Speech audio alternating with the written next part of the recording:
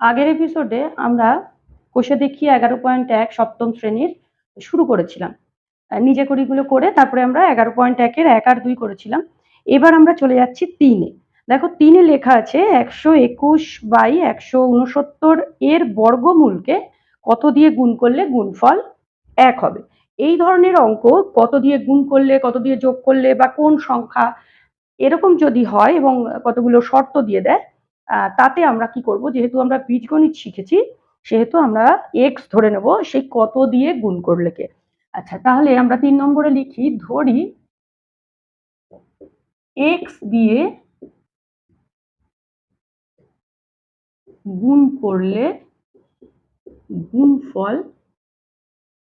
1 হবে। তাহলে প্রশ্ন মতে কি হবে? প্রশ্ন মতে, এই কথাটা খুব জরুরি, প্রশ্নে বলা হয়েছে তাই আমরা লিখছি, তাই লিখলাম প্রশ্ন মতে। প্রশ্ন মতে দেখো 121/169 এর বর্গমূল, এই যে বর্গমূল চিহ্ন দিয়ে দিলাম, এর বর্গমূলকে কত দিয়ে গুণ করলে, সেটা আমরা কত ধরেছি, এক্স দিয়ে গুণ করলে সমান কত হবে বলেছে, 1 হবে। এটা তাহলে কি তৈরি হলো, একটা সমীকরণ তৈরি হলো। সমীকরণ মানে আমি বলেছিলাম যে সমান চিহ্নের এপাশে কিছু থাকবে, এপাশে কিছু থাকবে, কিছু মানে চলরাশি এক্স ওয়াই জেড যা খুশি থাকতে পারে এবং সংখ্যা থাকবে, দুপাশে যা খুশি থাকতে পারে। তো আমাদের উদ্দেশ্য হবে চলরাশির মান বার করা, কারণ আমাদের উদ্দেশ্য কি, এক্স এর মান বার করা কত দিয়ে গুণ করলে। তো এখানে আগে আমরা এই বর্গমূলটা করে নিই। বর্গমূলটা করলে কি হবে, এখানে অর বা লিখবো, বা কিছু না লিখলেও চলবে। এখানে আমি বর্গমূল শেখানোর সময় আগের এপিসোডগুলোতে বলেছিলাম যে ওপরের মানে ভগ্নাংশের বর্গমূল করতে লবের বর্গমূল করতে হবে এবং হরের বর্গমূল করতে হবে। 121-এর বর্গমূল, দেখো আমি বলেছিলাম যে কিছু কিছু সংখ্যা আমাদের মুখস্থ হয়ে যায় করতে করতে, 11-11 121, আর এখানে 13-13 169।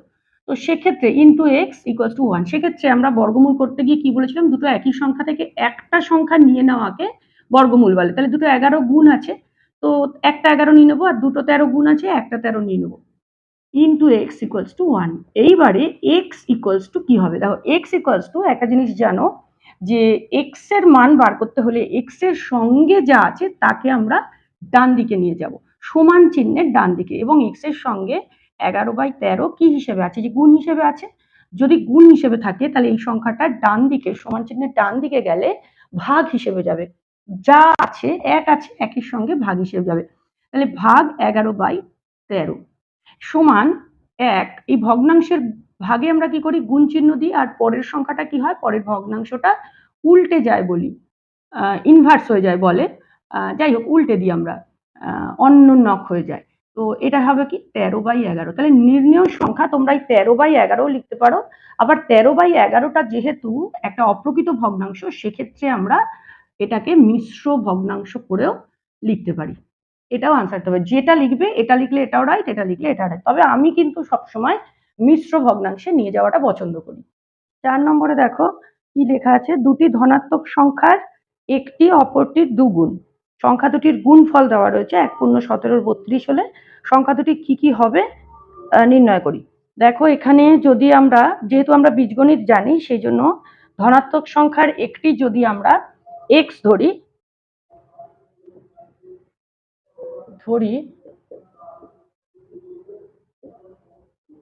একটি সংখ্যা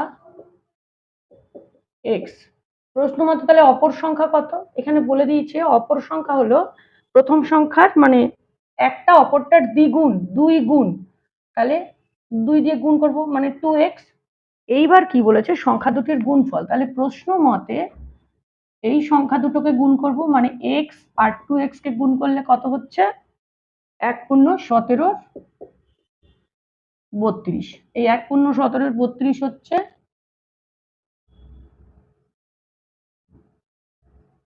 49/32। এইবারে দেখো এখানে দুটো এক্স আছে, আমাদের উদ্দেশ্য হলো এক্স এর মান বার করা।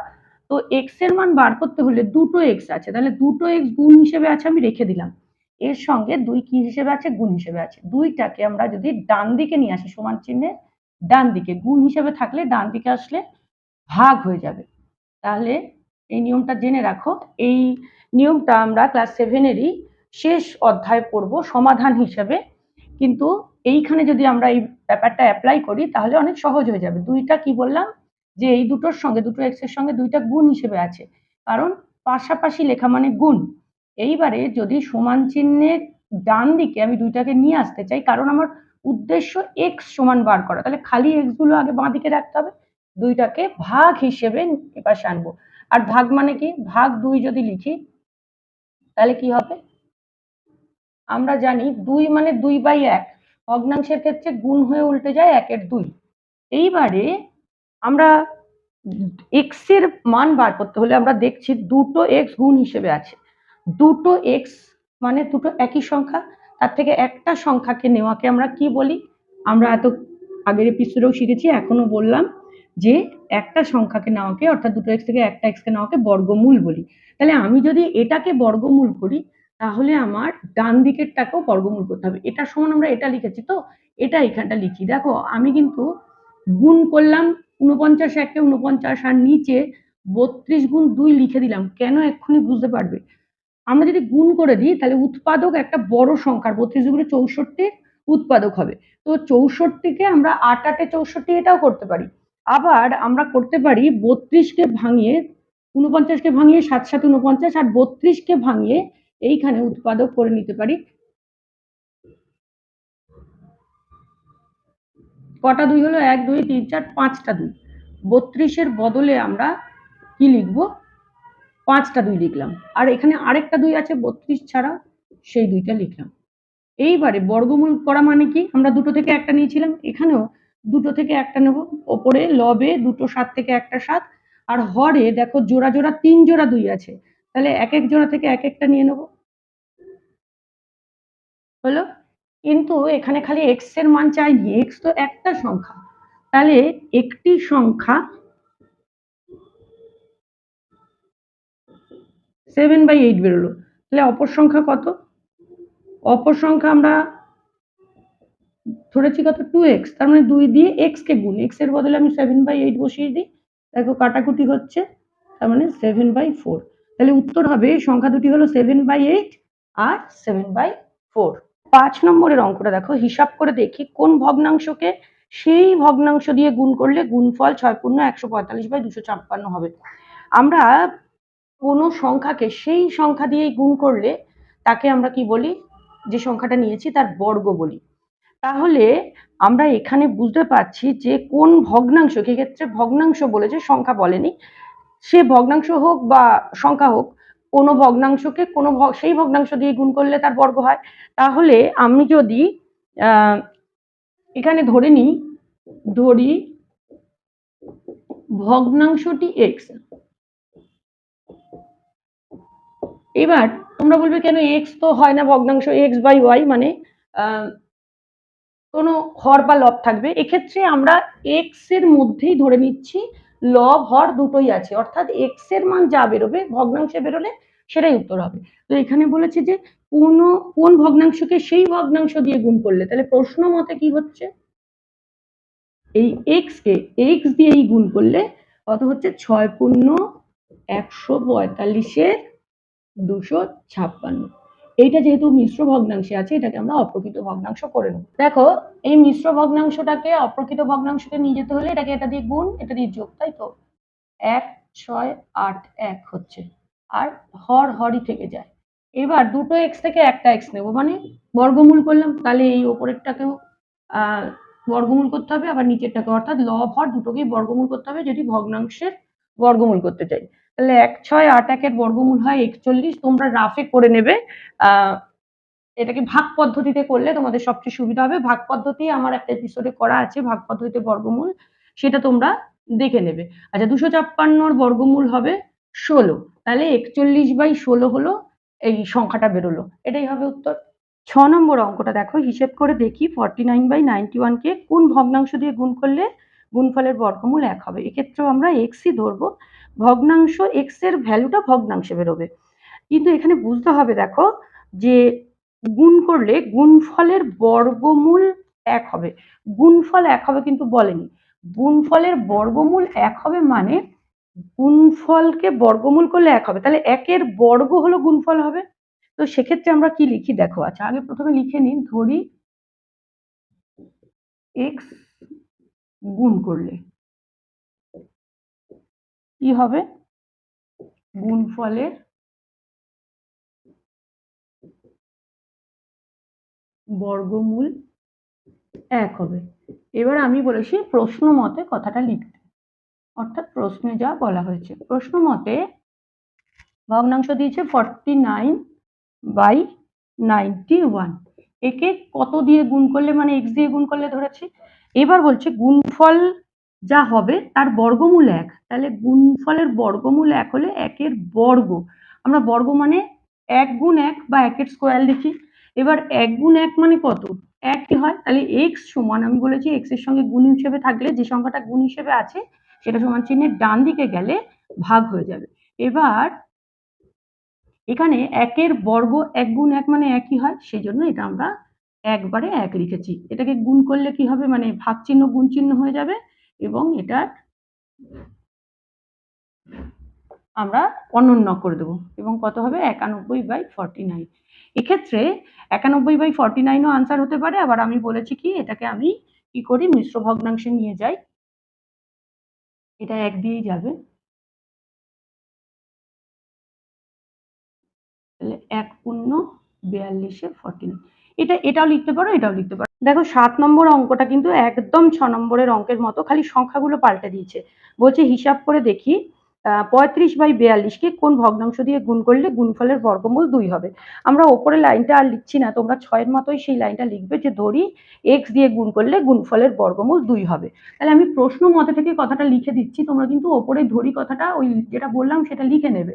প্রশ্ন মতে এখানে সংখ্যাটা দিয়েছি 35/42কে কত দিয়ে গুণ করলে, আমরা x ধরে নিয়েছি, সমান বর্গমূল, গুণফলের বর্গমূল 2 হবে, তাহলে 2-এর বর্গ হবে গুণফল এবং x ইকুয়ালস টু কত হবে, 2-এর বর্গ মানে 2 দুগুণে 4, 2কে 2 বার গুণ, একবারে লিখলাম এবং x এর সঙ্গে 35/42 গুণ হিসেবে আছে, এর পাশে আসলে কি হবে, ভাগ হয়ে যাবে।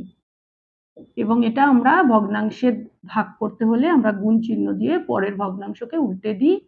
এখানে কাটাকুটি যাচ্ছে হলো 5 7 35, 6 7 42, 7 দিয়ে যাচ্ছে, 5 6 7 42, 5 7 35, আর যাচ্ছে না, 4 6 24/5। এটাকে আমরা আবার মিশ্র ভগ্নাংশে যদি নিয়ে যাই, 4 5 20, 4 পূর্ণ 4-এর 5, তাহলে নির্ণেয় সংখ্যা হলো, ভগ্নাংশটি হলো কি 4 পূর্ণ 4-এর 5। আমরা এটাকে, আমি বারবার বলছি, আমি কিন্তু মিশ্র ভগ্নাংশে নিয়ে যাওয়াই পছন্দ করি। যদি উত্তরে তোমাদের এরকম থাকেও অপ্রকৃত ভগ্নাংশ, তোমরা কিন্তু মিশ্র ভগ্নাংশে নিয়ে যাবে। 8-এর অঙ্কটা দেখো একটু অন্যরকম দিচ্ছে, এতক্ষণ যে ধরনের অঙ্ক করলাম তা থেকে একটু অন্যরকম, এবং এটা কিন্তু ওই নিজে করিতে ছিল যে কোনো একটা ভগ্নাংশ দিয়ে দিয়ে তাকে কত দিয়ে গুণ করলে, সবচেয়ে ছোট কোন ধনাত্মক সংখ্যা দিয়ে গুণ করলে গুণফল একটি পূর্ণবর্গ হবে। আমরা তখন যা করেছিলাম এখনো তাই করব। আচ্ছা, যেটা প্রদত্ত ভগ্নাংশ কি দিয়েছে,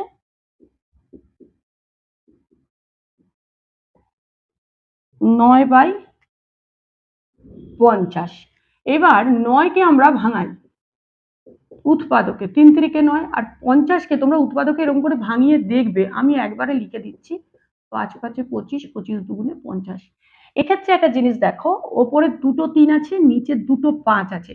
আমি তোমাদের এখানে করে দেখাচ্ছি রাফে, দুটো 3-কে আমরা জোড়া জোড়া পাচ্ছি আর দুটো 5-কে জোড়া জোড়া পাচ্ছি, কিন্তু এই 2টা নিচে হরে এক্সট্রা রয়েছে, এটার জন্য এটা বর্গ সংখ্যা হতে পারছে না। আমি যদি এখানে একটা 2 দিয়ে গুণ করে দিই, তাহলে কি হবে, 2 2 কেটে যাবে, তাহলে এই ভগ্নাংশটা তখন কি হয়ে যাবে, বর্গ সংখ্যা হয়ে যাবে।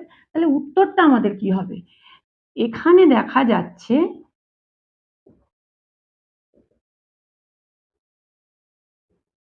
2 দিয়ে গুণ করলে 9/50 ভগ্নাংশটি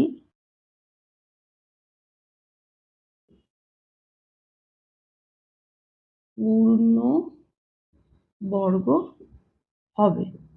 এবার এখানে বলেছে যে কত দিয়ে কোন ধনাত্মক পূর্ণ সংখ্যা দিয়ে গুণ করলে। দেখো যদি চাইতো যে নির্ণেয় পূর্ণবর্গ ভগ্নাংশটা কি হবে, তাহলে কিন্তু আমাকে এটা করে দেখিয়ে দিতে হতো যে 2 দিয়ে গুণ করতাম, করে 2টা কাটাকুটি করে বলতাম যে এই যে 3 3-কে 9/5 5 25, 9/25 এই ভগ্নাংশটি হবে নির্ণেয় পূর্ণবর্গ সংখ্যা। কিন্তু এখানে যেহেতু বলেছে যে কত দিয়ে গুণ করলে, সেহেতু 2 দিয়ে গুণ করলে এই আনসারটা লিখলেই হয়ে যাবে।